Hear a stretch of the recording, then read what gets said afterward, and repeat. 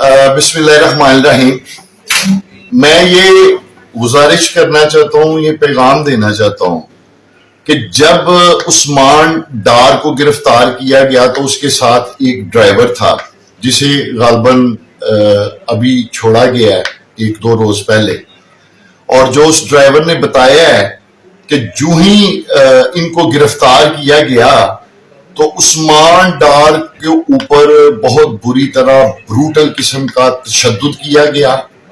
تھپڑوں سے، گھونسوں سے اور لاتوں سے۔ میں یہ پیغام دینا چاہتا ہوں کہ خدا کا واسطہ ہے، ہم ایک سیاسی جماعت کے لوگ ہیں، ہم سیاسی جماعت کے کارکن ہیں، ورکر ہیں، پولیٹیکل لوگ ہیں، ہمیں ملیٹنٹ گروپس کی طرح ٹریٹ نہ کریں۔ ہم کوئی ملیٹنٹ نہیں ہیں، ہم محب وطن لوگ ہیں اور اپنے افواج سے محبت کرنے والے لوگ ہیں۔ تحریک انصاف کی جہاں تک بات ہے، تحریک انصاف وہ ٹریفک کا جو محکمہ ہے، پولیس کا ٹریفک کا محکمہ،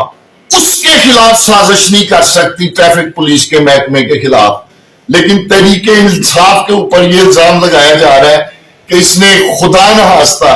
کہیں پاک افواج کے خلاف سازش کر دی ہے۔ تحریک انصاف کے لوگ پاکستان سے محبت کرنے والے لوگ ہیں، اپنے افواج سے محبت کرنے والے لوگ ہیں۔ میں یہ گزارش کرنا چاہتا ہوں کہ جب کوئی قتل ہوتا ہے تو مقتول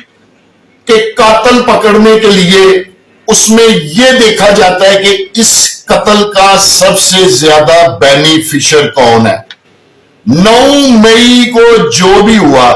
اس کا سب سے زیادہ پولیٹیکل بینیفیشر جو ہے وہ مسلم لیگ نون ہے، مسلم لیگ نون۔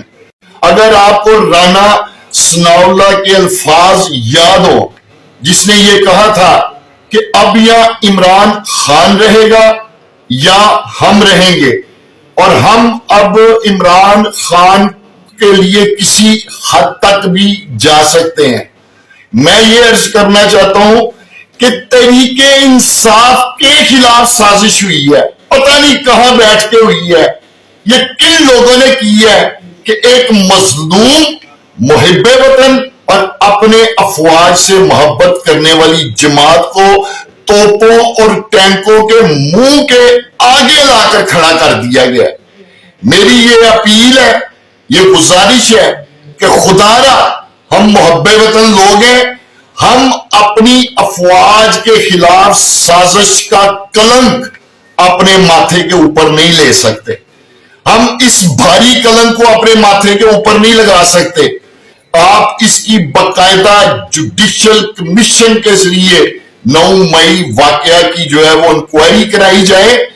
کہ یہ اس کے جو اصل سازشی عناصر ہیں وہ قوم کے سامنے لائے جائیں۔ خدا را ہمیں آپ ملیٹنٹس کی طرح ٹریٹ نہ کریں،